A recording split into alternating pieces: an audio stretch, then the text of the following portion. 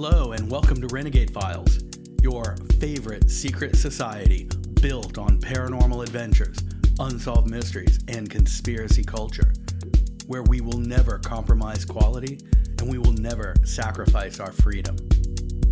I'm your host, Lex Gordon, broadcasting this pirate radio signal from the Jungle Villa Outpost deep in the uncharted tropics. This is Renegade Files, episode 129, The Paranormal and Conspiracy Roundtable. This episode is a bit of a different format.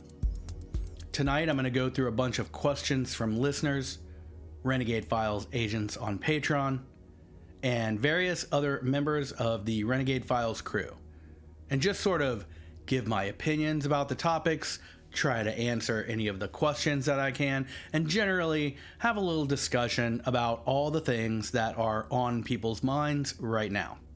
A lot of the questions come from emails, and some from in-person chats with a few people.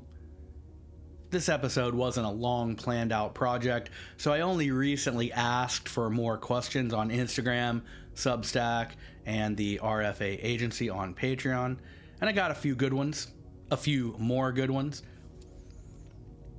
But even though the show is out now, still ask your question if you have one at any of those places, Instagram, Substack, the RFA agency on Patreon, or on a comment in this episode, because we'll do another one of these episodes in the future and I'll include your new question on that if it works out.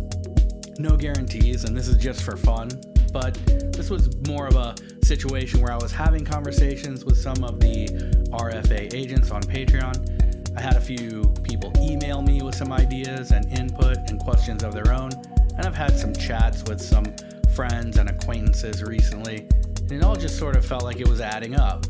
So join me now, and together we'll explore the high strangeness of the Paranormal and Conspiracy Roundtable. Paranormal and Conspiracy Roundtable.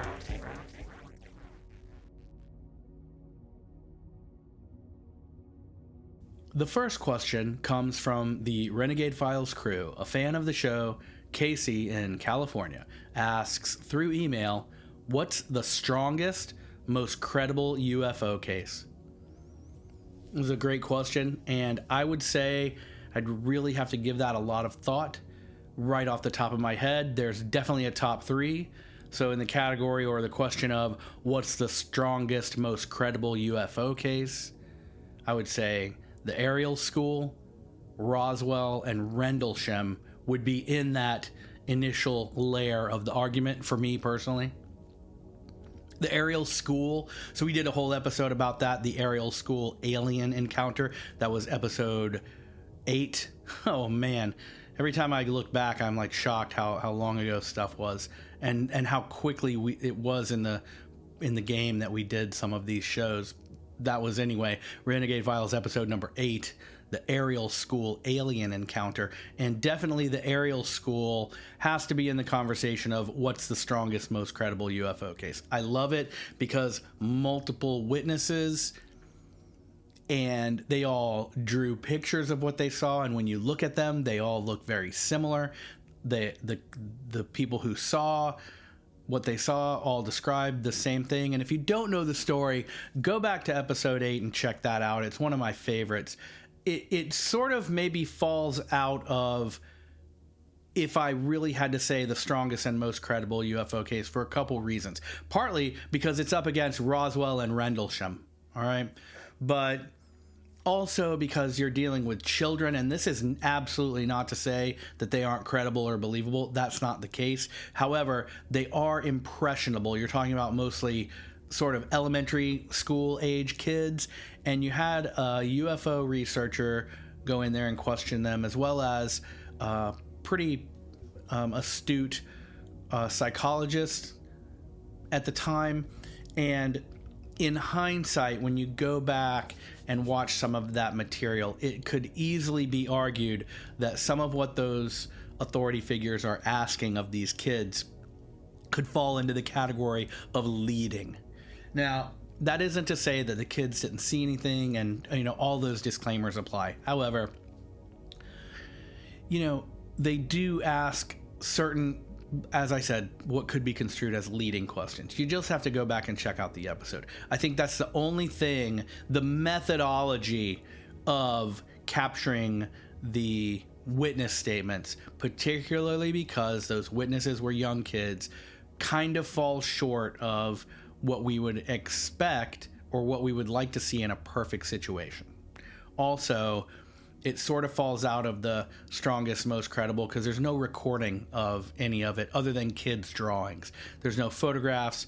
There's no audio. There's no video. There's really, all we have are the testimony of kids. And the other thing is, this was in a private school, sort of in a pretty rural area in Africa, but in a sort of, it's a private school. So it's like doctors' kids go there, and so because of that, though, there's a wide range of kids' ages there, and there's also not a lot of action other than the day-to-day activity of school.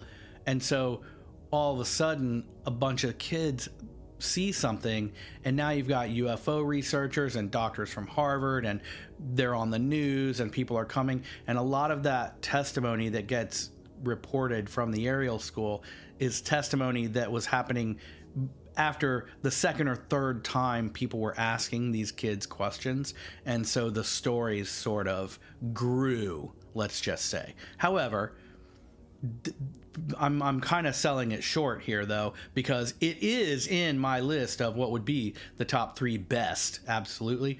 There's a lot of credibility to it. There's a lot of interesting aspects to it. And whether or not it is 100% infallible, of course, that remains a matter of discussion, but it is in the top 3. However, I think it falls short for me personally of being the most credible because of those little glitches in the way the information was collected, unfortunately. But go back and check out that episode. It was good. So that leads us, I sort of have accidentally put these in order, kind of cascading up order as to the most credible. So that would bring us to the second one, Roswell. We just did an episode on that not too long ago. Episodes 103 and 104 were the Roswell UFO incident, parts 1 and part 2. Go check that out. One of the old school best, arguably the sort of story that put UFOs on the map, particularly for American audiences. It's a classic. There's a lot happening. You have the military involved. You have the initial story. You have the retraction. You have the debris, the photographs, Jesse Marcel. I'm not going to go over all of these cases. However, just in the process of answering the first question, what's the strongest and most credible UFO case? Roswell, you can't have that conversation without talking about Roswell, which leads us to what I would say is probably, if I had to be really pinned down on it and someone said, what is the strongest, most credible, I would have to say Rendlesham, the Rendlesham Forest incident, the most credible because of military reports and because it lacks the backpedaling of the Roswell story. The Roswell story gets confused and muddled, and just, it's almost like there's so much going on there that you can't separate the forest from the trees a lot of times. You can, and I do in the episode, and I do come down to some serious conclusions there. I think that as far as Roswell, to go back a little bit, I think that probably what happened is that the rancher who discovered the material actually came upon a UFO, but wasn't able to put it on his horse and ride back. So he just picked up what he could. And that's why you only see a few pieces of debris referenced in that initial report, and that they probably went back out there and found what he found, and then came the cover up. That's just my assertion after going over all that material in depth in the process of doing those episodes. However, leading us back to what I would say the strongest, most credible UFO case, at least historically in my opinion, Rendlesham, absolutely the most credible because there are military reports, military witnesses, there is evidence recorded, although it's only audio of the people who are witnessing it, but evidence recorded nonetheless, and a few different reports of people witnessing something, and they're all pretty consistent, especially from some of the guys on the ground. there are some discrepancies there, but you're always going to have that when you have people telling stories, just the way it is. There's no backpedaling though of the official story from the guys who did report what they saw. One of them who kept a notebook, one of them who made audio recordings, and the audio recordings by, I'm pretty sure, a pretty high-ranking officer at the base, maybe the base commander. And no one ever backpedaled. No one ever said, no, that wasn't, that we were wrong. No one ever said that. And so that was Renegade Files episode 21, the Rendlesham Forest UFO incident. Go back and check that one out. This episode is not going to be an advertisement for every other episode. I always do that because a lot of times these topics come back up. It just seems that this first one, we've hit all these. But anyway, episode 21, the Rendlesham Forest UFO incident. In depth, really cool. I have the original audio in there that you can listen to of the base commander chasing this UFO. It's fascinating. So I would say, out of what's going on and what we know over the years, that would be my answer to question 1. Rendlesham, strongest, most credible.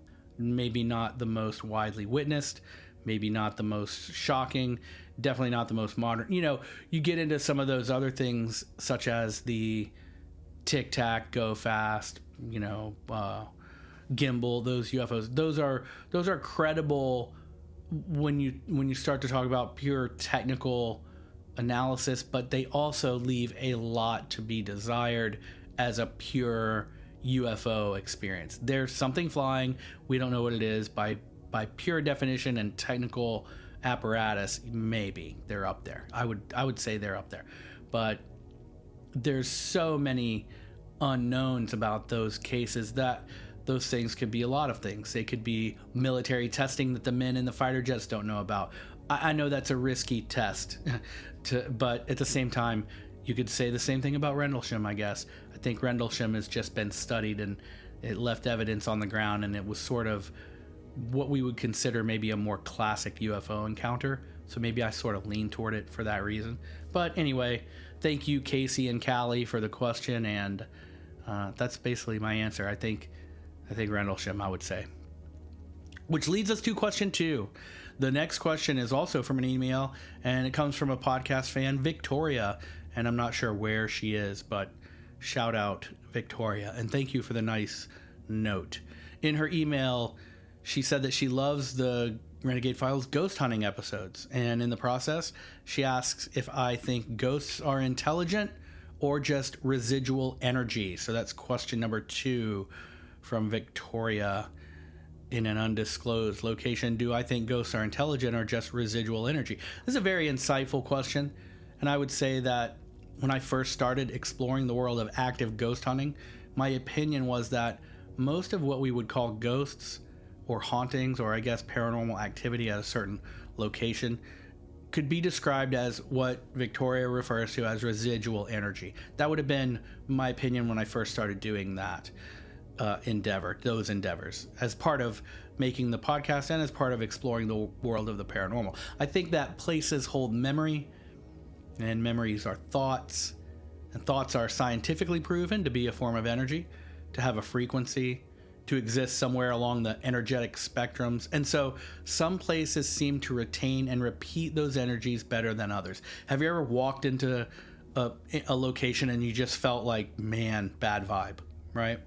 Or on the other hand, you walk into a friend's home that you know, but you've never been to their house, and you walk in and you just, as soon as you go in, you breathe a fresh breath of air, and it seems sunny and bright, and you know that like happiness lives in that home. You can just tell, and it happens to us all the time. It's a subtle thing that we can't sort of maybe capture on film, but it's just it's a feeling, and those feelings, they have validity to them. So I think that a lot of times that can be the residual energy of a place.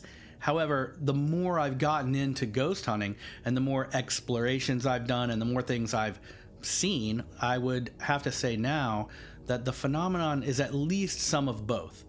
It seems that sometimes places only display a sort of residual energy, like a memory loop type of paranormal activity, where the same things are seen over and over and over again in the same places. Like looking at the outside of a building, they always see a girl in the window.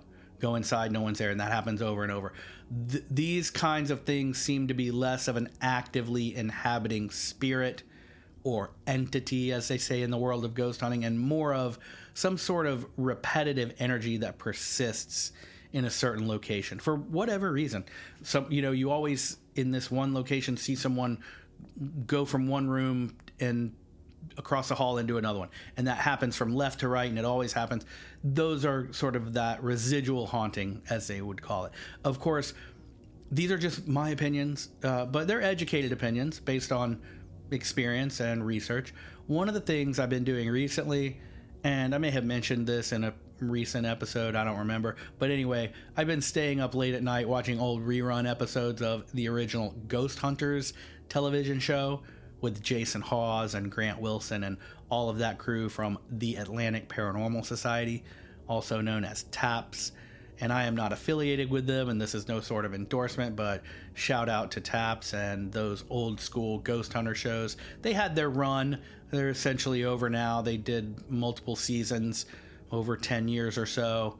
I think the end of them was around 20. I think maybe they'd sort of cashed out by 2012, and then maybe they rebooted it sometime around then and did a few more, maybe a season or two somewhere. And then I think as recently as 2019 may have been the final iterations, at least from some of the original TAPS crew. But anyway, they set the bar. That's said to be not only the original Ghost Hunter show, but one of the first in the category of paranormal reality shows. And for what they are, they're pretty good, especially the early seasons. I mentioned it in the context of answering this question because there was one episode of Ghost Hunters with TAPS that really struck a chord with me and made me think. I don't remember the exact episode, and I don't even remember the location where they were. And, man, I almost broke my rule right there. Okay, but I didn't. If you have been listening to the show for a while, then it's not my style to always say, I don't remember what that was, or talk about something that I don't recall. That seems to be popular in the podcast world. I try not to do it. In this case, I'm not going to dig through 100 episodes of Ghost Hunters to find out what episode this was. I know that you don't mind. So anyway, I don't know where they were. I know they were in an old inn. The point of it is there was a scene where they were going over the evidence they'd collected on this investigation. One of the stories was about a woman that they called the princess, whoever owned this spot. That's who they referred to this energy or entity as, and I'm not sure if this person was an actual princess, although I think she was. But anyway, this entity that the property owner referred to as the princess, someone who they said haunted the place, seemed to be fond of a certain antique bed in one of the hotel rooms. I guess the bed had actually belonged to the princess, and being a princess, she had the means with which to move her bed wherever she went, because she just had to have,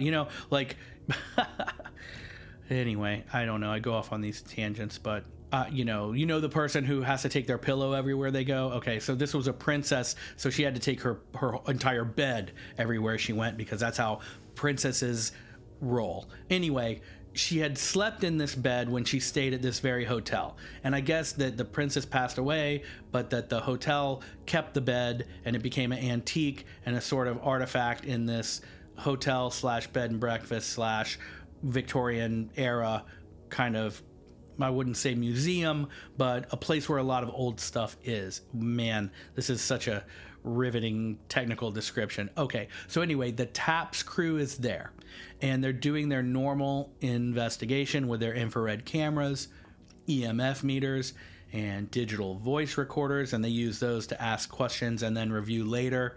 The whole ghost hunting procedure to see if they capture an EVP. An EVP stands for electronic voice phenomenon.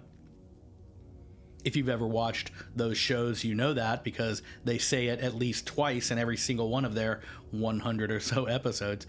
EVP stands for electronic voice phenomenon. Anyway, to be fair, that's the editors and producers of the show doing that, and not the TAPS Ghost Hunter crew themselves. But it does get very old.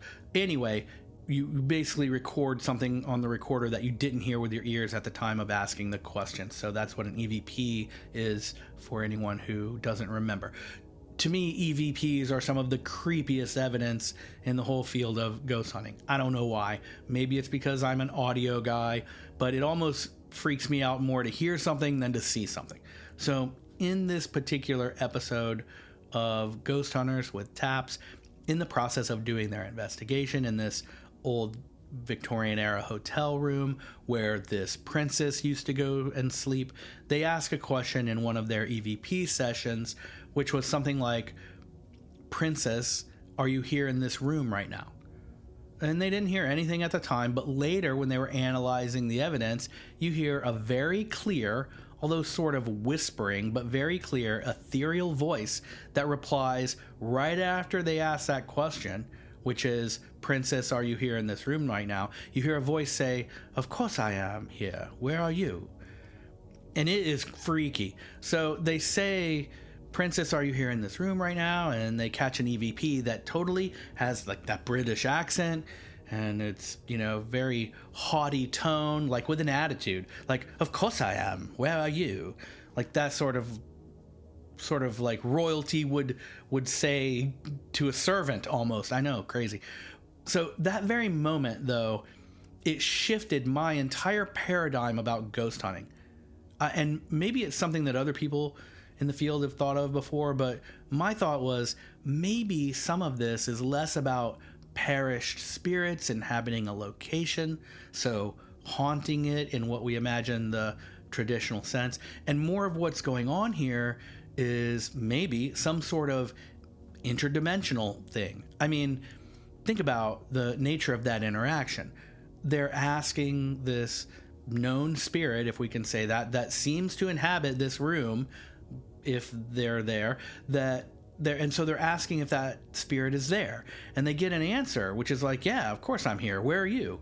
Which implies that the spirit can't see them, but they can hear them just like they can on the EVP. So it makes the argument that maybe as the ghost hunters or the haunt experiencers, we are the ghosts and the spirits are in the living world, and we're the ones haunting the place and drifting through. It bends your mind when you start to think of it like that. Or all of us in the equation are alive, but just in parallel dimensions, and some of the so-called haunted locations are just the places where these two things cross somehow, like interference or static. I don't know, interdimensional overlaps.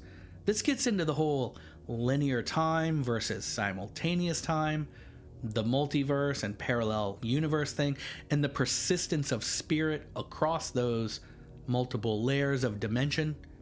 Fascinating. And you also have beyond this, to return to the initial question, which was, do you believe that, let's go back, what was it again from Victoria? Do I think ghosts are intelligent or just residual energy? So, that's sort of the collection of my answer to that. You do have another tributary of that subject, which would be sort of what the TAPS crew on Ghost Hunters would call non-human entities.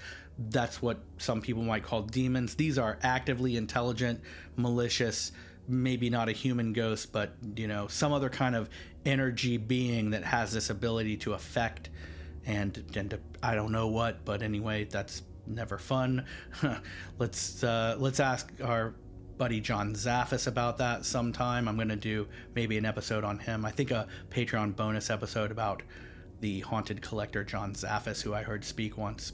Anyway, so it's interesting that there are these multiple theories, but we really don't have a hard and fast answer for any of it. It's why the ghost phenomenon is a continual mystery. It's what we love about it. Another interesting thing happened, which is that when you, at least to me personally, which is when you start to look at it like that is that maybe this ghost phenomenon is sort of more of an interdimensional overlap thing, potentially. When you start to look at it like that, or at least consider it in this alternative way, what happens is it takes a lot of the scariness out of ghosts and ghost hunting, and it places it into another situation of possibility, which is that maybe what we are seeing are these overlaps of dimensions and actually some sort of paranormal crossroads where these things become evident or reveal themselves, and not necessarily like a spirit, good, bad, or indifferent, haunting, quote unquote, a certain spot or house or whatever. It takes you right back to the old pagan belief that All Hallows Eve or Samhain, what we call Halloween, is one of these nights where the veil between this world and the spirit world is thin. So that's why we see and hear spirits then, etc. It also hints toward what Jacques Vallée calls window areas, which are physical places in the world where increased paranormal activity might be attributed to intersecting parallel dimensions or something of the sort. It's a great question and a fun topic, so thank you. And if you'd like to learn more about ghost hunting, check out the Renegade Signals Substack, which you can read for free, a link in the show notes. On the Substack, it's called Renegade Signals. I have a totally free 3-part ghost hunting mini course that anyone can take. Part 1 is history, concepts, and famous ghost investigations. Part 2 is tools, methods, and expectations. And Part 3 is do's, don'ts, and your first ghost hunt. So when you finish all 3 parts, you have all of that knowledge. Once you wrap those up, you get 2 copy and pastable forms that you can use on your own ghost hunts. There's a before you go checklist and an investigation field plan template. You can download and print both of those and use them when you do a ghost hunt. And you also get to download and print a frameable ghost hunting mini course certificate of completion. All of that for free at renegadesignals.substack.com. And once again, there's a link in the show notes. Also, you can find it from the website at therenegadefiles.com. So go check out the Renegade Signals Substack.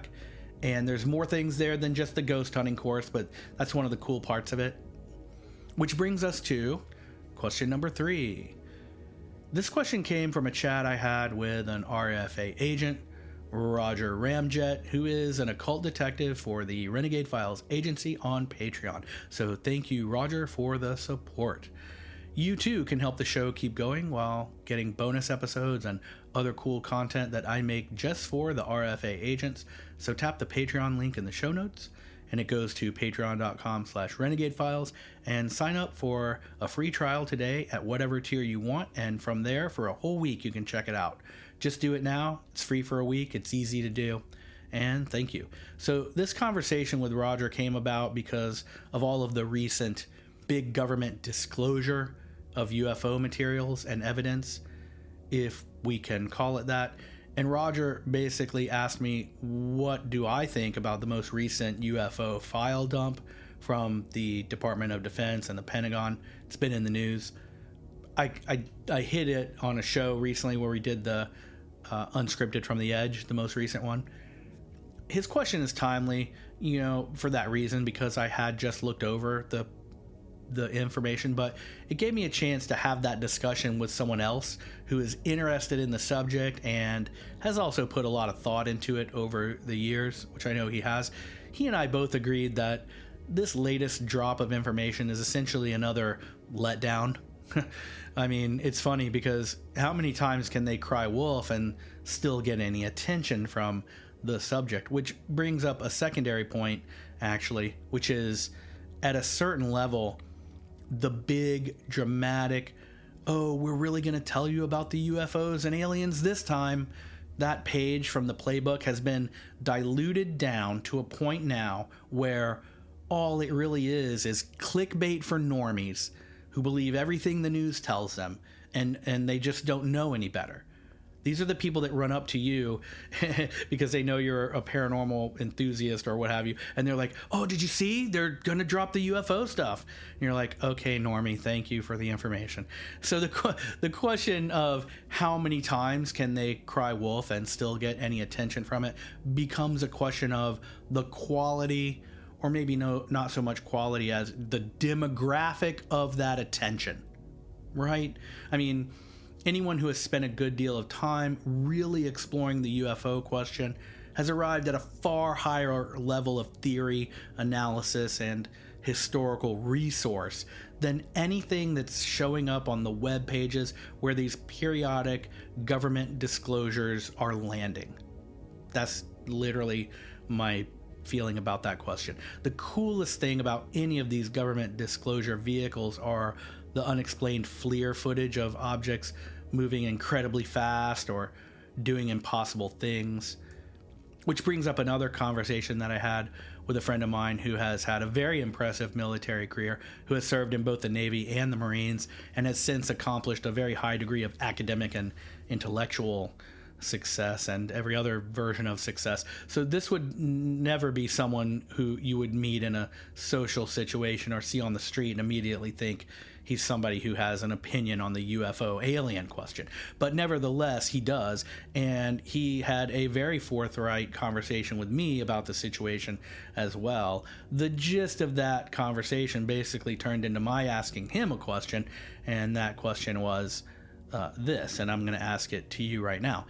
If the government, and of course I use that term in the broadest sense that it sounds like, I would say that term encompasses the executive branch and the military combined, also maybe the higher secure tiers of the serious military contractors. So what could be called the military industrial complex, like Northrop Grumman, Raytheon, Skunk Works, the high level NASA contractors. So with that understanding of when I say the government, that's what I mean. So are the people we're talking about here, those people, do you really think that if those decision makers and organizations had FLIR footage, photographs, and other conclusive evidence of UFOs that depicted some physical craft of absolutely unknown origin and mind-boggling speed and maneuverability that we seem to see, okay? I'm talking about the ATIP's 5 observables of an exotic unidentified craft.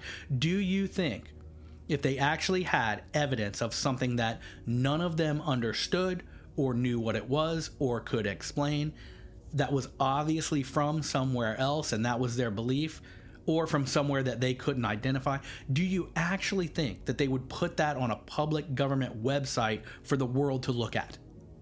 Honestly. Right? No way. This opens up another entire rabbit hole of discussion. Let's just say they did capture something that they had no clue as to what it was, but they did know and have some version of confirmation as to what it was not. Okay? And by this I mean they knew for a fact it wasn't Chinese. They knew positively it was not Russian or anyone else. Then we may enter into a situation where they would put it up for the public to see, because they would want the Chinese or the Russians or the Japanese or anyone else for that matter to infer that it must be our technology, because those other foreign parties would know that it wasn't theirs. And so the assumption might be on their part that they would think it was ours. And that would be a sort of strategic psychological application of something that the government, to use a broad term, might actually employ. It's interesting, right? So as far as what do I believe about the current state of disclosure, if we can call it that, well, I certainly don't think that the federal government and the military and high-level contractors would just take something they had no clue about and put it on the internet for the world to look at. I don't think they would ever put anything out there without some type of agenda or plan, or at least reason or reasoning. Some of it may be truly unidentified, but even the display of that comes with some agenda on their part, in my opinion. Part of that agenda may very well be a media distraction from other shenanigans going on at high levels. We all know that. I don't think that would surprise anyone at this point if that were the case. And if anything good is ever going to come from it, that is disclosure in quotes, maybe that would be the federal government succeeding in making UFO and extraterrestrial disclosure so boring that they have expertly done that so far, that it drives the UFO and extraterrestrial research back into the hands and the minds of actual curious people who are either in that space already or who aspire to be in it just from having a pure and genuine inquisitive nature. my opinion, that could be the best thing from the disclosure, that they make it so boring that people just throw it out and go do their own research. Just because the government tells you that they're going to let you know what they know about UFOs doesn't mean that they know any more than you or I know. You and I can do our own research. We can look at the night sky, and if there's a lesson here, maybe that's it. And that seems like a pretty good place to wrap this up. Who's to say they know more than anyone else? And who's to say if they do, they would ever actually tell us? So that being the case, I think the most healthy and logical way to look at anything the government provides in the name of UFO or extraterrestrial disclosure is simply as one more resource for information on our part as we look at the question. And the best thing we can do is look at what they make available, analyze it, use our own minds, and make our own conclusions based on what we find, not only on their pages and in their press releases, but in the materials of other researchers as well. So go get them and keep looking up. Which brings us to question number 4. The next question comes from a friend who now lives in North Carolina, and I ran into him the other day when he was in town, and he camps out a lot and spends a lot of time in the mountains and woods in the Carolinas. He was asking me if I believe Bigfoot exists, or what I think about Bigfoot in general. He and I talked about it some, and I've been thinking of it recently because in just a week or so, there's the 6th annual Great Florida Bigfoot Conference. In just a couple days, actually. I think it's June 12th and 13th at the World Equestrian Center in Ocala, Florida. That's an event I've attended in the past. I don't think I'm going to be able to make it to this one, but it was fun. The subject of Bigfoot is something I've given a pretty good amount of thought to. I grew up loving it and watching every Bigfoot show I could. We've done 2 podcasts about Bigfoot. You can go back and check those out. In the past, I have had a pretty strong opinion about the whole thing. I've always said that as far as paranormal subjects go, Bigfoot is one that I'm probably the most on the fence about. Partly because I've always taken the position that in order to have a persisting living tribe of large relic hominids in the wilderness of North America, you would have to have all of the physical trappings of such an existence. So that would involve a breeding population, a removal or burial of deceased members of the group, and all of the carry-on associated with raising unruly little Bigfoots and ever rebellious Bigfoot teenagers. And I've just always felt that that type of existence, in other words, the reality of maintaining a species, would have to generate some level of clues, evidence, or remains that seem to remain elusive, even in the face of people actively searching for it for decades. So that's sort of my opinion. But I will say that over the years, I've seen a lot of evidence that's caused me to maybe not do a complete 180 on that opinion, but to admittedly open up my mind a little more to the fact that it is possible that the evidence is there and that it's being covered up. And I'm not sure which episode it was, but we did touch on this idea that the logging industry might have a vested interest in hushing up the discovery of a large relic hominid species in areas of North America where the discovery of even a spotted owl can derail multi-millions of dollars in business overnight with the stroke of a pen. We've seen that happen. I'm not saying that exactly that is happening, and I'm not saying that that wouldn't be the right thing to do, but it does open up the possibility of theories that might explain the lack of modern evidence for Bigfoot. It's an interesting way to look at it. The other thing is that I've seen some videos that are correlated with testimony that comes across as very credible. There's a story about these teenagers that had seen a Bigfoot in an area, and more than one, and they went back up there at a certain time, and these kids were hunters, and so they shot one of them, and they discovered that it was like a juvenile that they had shot, and they felt so bad. They were overcome with guilt, and I guess the Bigfoot tribe came and collected the deceased Bigfoot that the boys had shot when they went back for the truck or something. But in the process, the boys did collect some hair, and the hair had been analyzed, and it was nothing that could be identified in a lab. And that's a fascinating story. And there's some other stories like that are sort of maybe believable because they're kind of a modern take on the whole thing and not the rehashed same old tales. And we know that we can't trust our eyes anymore thanks to AI generated video, but I guess there's always a way to validate footage so that we know it's still reliable. You know, it's one of those things that I just consistently go back and forth on. It's a mystery for that reason, and so it's a good question. I think the people who are the most enthusiastic explorers of the Bigfoot question are people who have actually had experiences on their own. I myself have never seen anything exactly like that, but I did hear an extremely loud, unexplainable roar in the middle of the night when I was camping in North Carolina. So I think it's one of those subjects that I'd like to dig into a little more and see what the current state of the Bigfoot situation is, because I'm not an expert. If I can figure out a way and make time to do that, I will, and I'll definitely let you know when I do. So good question from my buddy in North Carolina. Question number 5. So this is a good segue into the next question, which comes from another email, someone who wishes to remain anonymous, and their question is, what's the most believable cryptid? All right, that's a good one. What's the most believable cryptid? So I don't know about this one. I think Bigfoot falls into the most famous and most persistent of cryptids, but the question is, what do I think is the most believable cryptid? That's a good one. I think I'd have to say some of the aquatic cryptids. So like the Champlain monster, which is like a Nessie thing they see in Lake Champlain or Champlain. Maybe the Loch Ness monster, although we don't hear a lot about the Loch Ness monster lately. Or some other such seagoing type of cryptid. The ocean is enormous.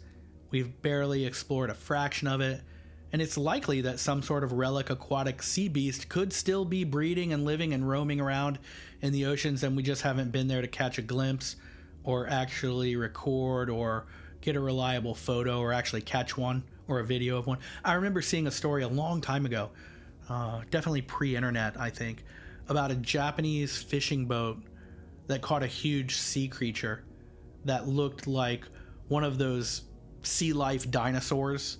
You know, the ones they look sort of like a brontosaurus but with flippers. Plesiosaurus, I'm not sure. I think the thing died in the net and they brought it aboard and took some pictures, but they said it smelled so bad that they put it back overboard before they sailed home. It would be fun to try to find those pictures. If I can find any, I'll post them on the Dark Intel Files on Patreon for this episode. I don't know. I'm not saying those things do exist, but if I had to answer the question, what do I think is the most believable cryptid, I would have to say probably one of the aquatic versions of like a sea monster type of a thing. There are some really good photographs of the Lake Champlain monster. Maybe they call him Champy. And that's in Vermont, that lake. A lady named Sandra Massey took a very famous photograph of that supposed creature. That was back in 1977. And if you enjoy these investigations and want to help keep this independent show alive, join the Renegade Files agency on Patreon and unlock exclusive agent-only bonus episodes, the Dark Intel Files, and secret dispatches from me. Thank you if you're already an RFA agent. On Patreon, you make this show possible. Bringing us to question number 6, also an email, and the question is, would you spend a night at Skinwalker Ranch? Good one. So we covered Skinwalker Ranch. That was episode 11, The Mysteries of Skinwalker Ranch. So to the question, would I spend a night at the Skinwalker Ranch? Yes, I would. I would say that there's a lot going on there. Listen to that episode 11. Crazy, unbelievably diverse paranormal activity there. It would have to be the poster boy for the Jacques Vallée window area. It is the window area of all window areas. They see UFOs, they see cryptids, they see skinwalkers from ancient Native American lore, they see giant wolves that are bulletproof. The house has ghosts in it. You know, it's there. It just goes on and on and on. There's that TV show which is The Mysteries of Skinwalker Ranch, I think it's called. No, that's the podcast. I don't know. Anyway, whatever. There's a television show about it, a reality show. And it's one of those sort of forever inconclusive shows, but there are things that go on there that are a mystery that have been recorded and conclude. Orbs, earthworks that happen in an hour that look like they would have taken a month. I mean, it's just the mysteries there are endless. So the question is, would I spend a night there? I would. I would have to say that the scariest part to me of that whole thing is some of the stuff that goes on inside the house that's there.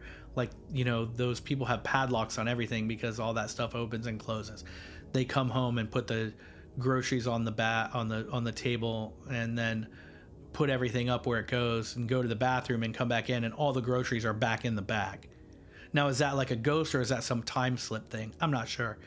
But there's some creepy stuff that goes on at Skinwalker Ranch, and most of the creepiest is inside the house, if I recall. And I mentioned it in the episode that we did on the subject, and I've never been able to find that original documentary, but I did see one that I referred to in the episode, which was someone did some sort of documentary there where they took a bunch of photographs in the process with their team. They were there exploring it and doing this and that. And when they went back and looked at the photographs, there were people in the photographs that weren't there at the time, and not like a ghostly woman in a Victorian dress that you can see through, but like a hipster in a plaid shirt with a backpack and Doc Martens leaning against a tree smoking a cigarette, who wasn't there when they took the picture but is in the picture, and no one there was like that, and a bunch of stuff like that. It wasn't like that same guy was in the pictures. It was like a guy like that, and then like a 10-year-old girl in a church dress. I mean, weird, just like unexplainable but super creepy, very, very weird stuff that is just literally unexplainable. It's a crazy situation. I have no idea. I have no explanation what's going on there other than a lot. But would I spend the night there? I would. I just might camp in a tent with a rifle and a machete. I'm not sure. I don't know. I would, though. Would you? What do you think? Would you? That's a good one. Answer that question in the comments if you're somewhere where you can leave a comment. Would you spend the night at Skinwalker Ranch? Okay, so that leads us to question number 7. This is from Lem the Cat on Instagram. Thank you, Lem the Cat. And their question is, have you ever done a 9/11 episode? No, I never have. I've thought about it. It's something I've researched a lot over the years. A lot of that research is gone now because the videos and original posts have been scrubbed from the internet. And that's a rabbit hole, to say the least. And it's very controversial, and it's very sort of an endless spiral, because what happens is if you unravel that, you dismantle the official story of that, then that calls into question your belief system about essentially the rest of the world. It's a crazy situation. So no, I've never done an episode on it, not because I don't want to or because I'm not going to. I think I will, but I just have never dipped my toe into that pool yet because I know it's so very deep, number one. Not that I'm afraid of a deep show, but it's just also like you're sort of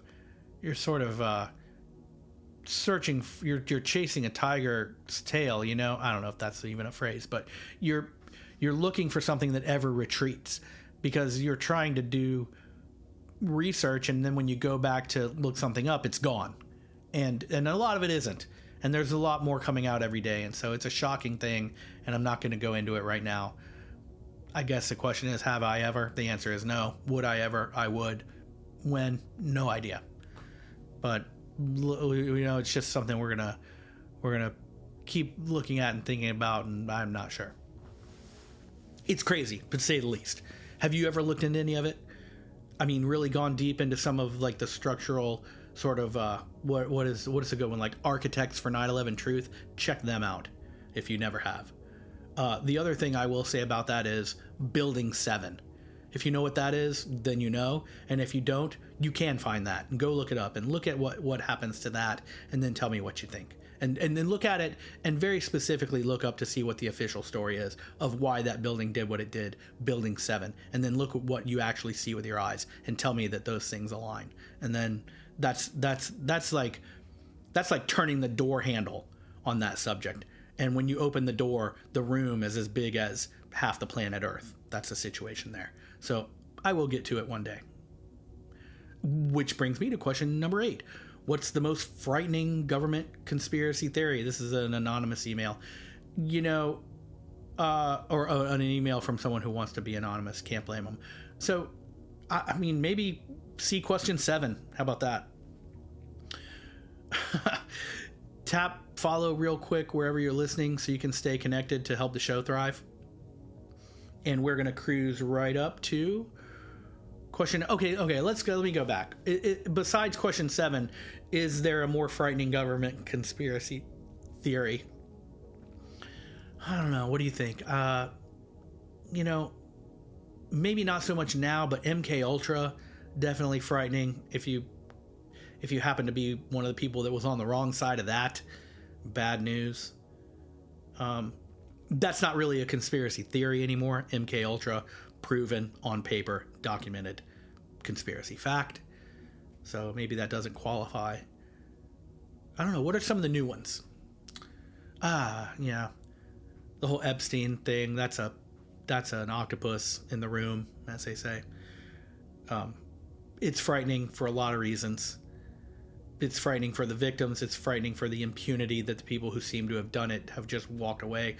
Not only walked away, but like rub our face in it and have award shows and joke about it. And I mean, I don't know. That's kind of, I don't know if that's as much frightening as it is discouraging and disgusting. Definitely the Epstein stuff falls into that category. Frightening government conspiracy. Let me think. Dun dun dun. I mean, the whole like New World Order ball of wax thing, if you really dig into exactly what the goals of that are, if you believe in it, not exactly fun. Okay, so let's just cruise on to question number 9, which comes from Secret Agents numbers 80 and 81. Do you think anything truly extraterrestrial exists at Area 51? Wow, that is a good question. I had forgotten about that one. Right off the bat, if you just want to take it at face value, yes or no, do I think anything truly extraterrestrial exists at Area 51? Well, I would say yes, with the caveat, which is this. It's somewhere. Would I bet my life on it that it's at Area 51? I don't know, because there's a lot of light on Area 51. As secure as it is, would that be where they would put it? Maybe, maybe not. Maybe somewhere we've never even heard of. Area 52. I don't know.